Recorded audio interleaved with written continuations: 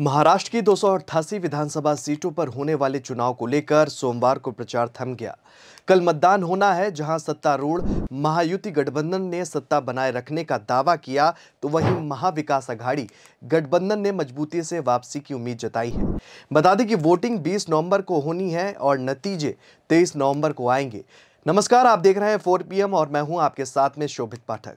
चुनावी प्रचार के दौरान प्रधानमंत्री नरेंद्र मोदी, गृह मंत्री अमित शाह, राहुल गांधी, प्रियंका गांधी और कई केंद्रीय मंत्रियों ने राज्य भर में अपने उम्मीदवारों के लिए वोट जुटाने के लिए दौरा किया। महायुति गठबंधन में भाजपा मुख्यमंत्री एकनाथ शिंदे के नेतृत्व वाली शिवसेना और उप मुख्यमंत्री अजीत पवार के नेतृत्व वाली राष्ट्रीय कांग्रेस पार्टी शामिल है। महायुति अपने लोकप्रिय योजनाओं जैसे माझी बहन माझी लड़की के माध्यम से महिलाओं को सहायता देकर सत्ता बनाए रखने की कोशिश कर रही है।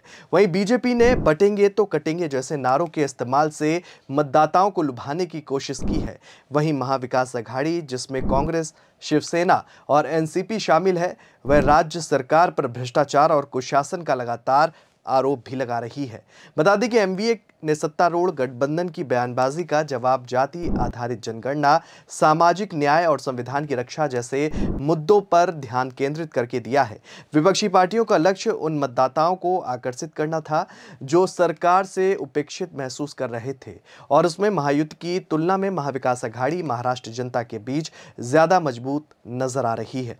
चुनाव से पहले बीजेपी ने विपक्षी एमवीए पर हमला करते हुए कांग्रेस से कहो नहीं अभियान लॉन्च किया, और इस अभियान में अतीत की घटनाओं को उजागर किया गया है, जिसमें 26/11, मुंबई आतंकवादी हमले और पालघर में साधुओं की हत्या जैसी घटनाएं भी शामिल थीं। लेकिन मतदान से पहले पुराने मुद्दे उठाने का बीजेपी को कोई भी फायदा मिलता हुआ अब नजर नहीं आ रहा है, क्योंकि अजीत पवार के बयान से बीजेपी भीतरघात का शिकार हो गई है और मौके का फायदा उठाकर महाविकास अघाड़ी ने अपनी उपस्थिति को जनता के बीच में और मजबूत कर लिया है। बता दें कि बीजेपी 149 सीटों पर चुनाव लड़ रही है और शिवसेना 81 पर, और अजीत पवार के नेतृत्व वाली एनसीपी 59 सीटों पर उम्मीदवार उतार चुकी है। वहीं कांग्रेस के 101 उम्मीदवार मैदान में है, शिवसेना के 95 और एनसीपी यानी कि शरद पवार वाली एनसीपी ने 86 उम्मीदवार खड़े किए हैं, और छोटी पार्टियां जिनमें बहुजन समाज पार्टी और ऑल इंडिया मजलिस ए इत्तेहादुल उल मुसलमीन भी चुनावी मैदान में है। बीएसपी ने 237 उम्मीदवार उतारे हैं और एआईएमआईएम ने 17 उम्मीदवार पर भरोसा जताया है।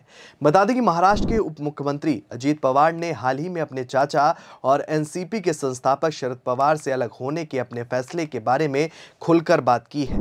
अजीत पवार ने पार्टी विधायकों के दबाव का हवाला भी दिया, जो शिंदे सरकार में शामिल होना चाहते थे। पिछले साल जुलाई में हुए पार्टी के अलगाव के बाद अजीत पवार और 8 अन्य विधायक सत्तारूढ़ गठबंधन में शामिल हो गए थे। उन्होंने इस कदम को विकास परियोजनाओं को लेकर फिर से शुरू करने के लिए जरूरी बताया। 20 नवंबर को होने वाले विधानसभा चुनाव से पहले बारामती में एक चुनावी रैली को संबोधित करते हुए अजीत पवार ने अपनी स्थिति स्पष्ट करने की कोशिश की। उन्होंने कहा कि आपको लग सकता है कि मैं इस उम्र में पवार साहब को मैंने छोड़ दिया है, मैंने उन्हें नहीं छोड़ा है।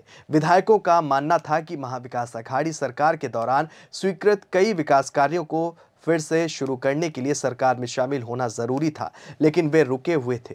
उन्होंने इस पर जोर दिया कि विधायकों ने औपचारिक रूप से इस कदम का समर्थन किया था।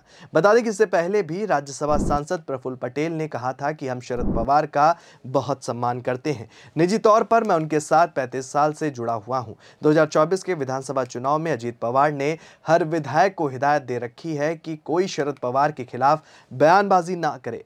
साथ ही एनसीपी नेता ये भी सुनिश्चित कर रहे हैं कि 53 विधानसभा सीटों पर बीजेपी के नेता शरद पवार पर व्यक्तिगत हमले से बचें। अजीत पवार से परिवार से जुड़े हुए जब भी सवाल पूछे गए, उन्होंने कभी भी शरद पवार को लेकर स्पष्ट रुख नहीं दिखाया, और यही रुख बीजेपी के लिए फांस बनता चला गया। अजीत दादा अब खुलकर बगावत के मूड में नजर आ रहे हैं। अजीत के आक्रामक तेवर के सामने बीजेपी पस्त नजर आ रही है, क्योंकि जो सवाल अजीत पवार उठा रहे हैं, बीजेपी को उन सवालों को लेकर सफाई देनी पड़ रही है। आगामी विधानसभा चुनाव में अजीत पवार का मुकाबला शरद पवार के गुट के उम्मीदवार योगेंद्र पवार से है।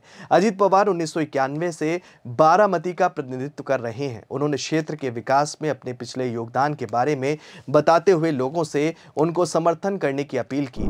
वह बोले कि पिछले लोकसभा चुनाव में आपने पवार साहब और सुप्रिया सुले का समर्थन किया था, अब मैं आपसे समर्थन मांगता हूं।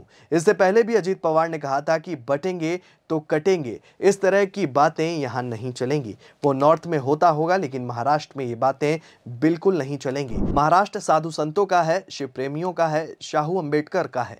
उनकी सिखाई बातें हमारे खून में है, इसलिए हम उसी रास्ते पर चलेंगे। अजीत पवार ने कहा कि मुसलमानों की भावनाओं को ठेस नहीं पहुंचने देंगे। उन्होंने कहा था कि मुस्लिम समाज की भावनाओं को आहत नहीं किया जाएगा। मेरी जो विचारधारा है वो शिव, साहू और अंबेडकर की विचारधारा है। जात पात, नाते, रिश्तेदारी का हम भेदभाव नहीं करते हैं। भेदभाव करने से समाज का नुकसान होता है। मैंने मुस्लिम समाज को 10% सीट अपने खाते से दी है। ऐसी सीट नहीं दी जिन पर वो हार जाएं। मैंने वो सीट दी है जिन पर मुस्लिम समाज का कैंडिडेट चुनकर आए। मैंने नजीब मुल्ला को टिकट दिया, नवाब मलिक को टिकट दिया जिस पर मेरा विरोध हुआ। मैं खुद उनके प्रचार के लिए गया। मैं सना मलिक के प्रचार के लिए भी गया। जीशान सिद्दीकी को भी हमने टिकट दिया। हमने हसन मुशर्रफ शेख जैसे कई कार्यकर्ताओं को टिकट दिया। बता दें कि महाराष्ट्र में योगी आदित्यनाथ के बटेंगे तो कटेंगे वाले नारे पर एनडीए के ही साथी अजीत पवार ने सवाल खड़े किए थे। अजीत पवार ने कहा था कि महाराष्ट्र शिवाजी, अंबेडकर, शाहू जी महाराज की धरती है। महाराष्ट्र में बाहर के लोग आकर ऐसे विचार बोल जाते हैं। दूसरे राज्यों के बीजेपी सीएम तय करें कि उन्हें क्या बोलना है। अजीत पवार ने कहा था कि हम महायुति में एक साथ काम कर रहे हैं, लेकिन हमारी पार्टियों की विचारधारा अलग अलग है। हम सभी कॉमन मिनिमम प्रोग्राम पर सरकार चलाते हैं। ये देश के विकास के लिए किया जा रहा है। हम आज भी शिव, शाहू, फूले की विचारों पर कायम है। हो सकता है कि दूसरे राज्यों में ये सब चलता हो, लेकिन महाराष्ट्र में ये काम नहीं करता। दूसरे राज्यों के बीजेपी मुख्यमंत्रियों को तय करना चाहिए कि क्या बोलना है।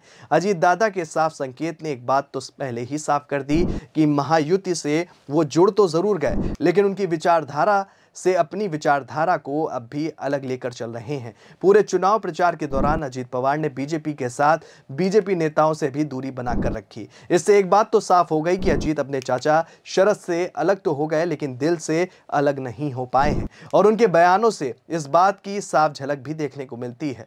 वहीं राजनीतिक विश्लेषकों की माने तो अजीत पवार भले ही बीजेपी के साथ गठबंधन कर चुनाव लड़ रहे हैं, लेकिन अपनी सियासी छवि को भी बरकरार रखना चाहते हैं। ये संदेश नहीं देना चाहते कि बीजेपी के पिछलग्गू बन गए हैं, बल्कि अपनी राजनीतिक पहचान बनाए रखना चाहते हैं। बीजेपी के साथ रहने के चलते मुस्लिम वोटों के छिटकने का भी खतरा एनसीपी के साथ बना हुआ है, जिसके चलते ही अजीत पवार ने मुस्लिम वोट बैंक को साधने के लिए छत्रपति शिवाजी का नाम लेकर योगी के बटेंगे तो कटेंगे बयान का खुलकर विरोध किया है, और इस तरह मुस्लिम वोटों को अपने साथ जोड़े रखने की स्ट्रेटेजी मानी जा रही है। अजीत पवार अपनी सियासी छवि को नीतीश कुमार की तरह रखना चाहते हैं, ताकि मुस्लिम वोट भी उनसे ना छिटक सके, और इसलिए योगी के बयान से चाहे किनारा करने की बात हो या फिर बीजेपी नेताओं के विरोध के बावजूद नवाब मलिक को चुनाव लड़ाने का फैसला, फिलहाल कुछ भी हो, लेकिन बीजेपी के हाथ से समय निकल चुका है, बहुत देर हो गई है। और महाराष्ट्र की जनता की प्रतिक्रियाओं से एक बात तो साफ हो गई है कि ये चुनाव महायुति वर्सेस महाविकास अघाड़ी तो था ही, लेकिन अजीत दादा न दिल से बीजेपी से जुड़ पाए और ना ही बीजेपी की विचारधारा से अपनी विचारधारा को मिला पाए, और उनके बयानों से नुकसान हुआ तो सिर्फ बीजेपी को। अब देखने वाली बात यह होगी कि जनता अपने वोट की ताकत से किसे मात देती है और किसे जीत का सेहरा पहनाती है। इस खबर में फिलहाल इतना ही। ऐसी तमाम राजनीतिक खबरों के लिए बने रहिए और देखते रहिए 4 PM न्यूज़ नेटवर्क। धन्यवाद।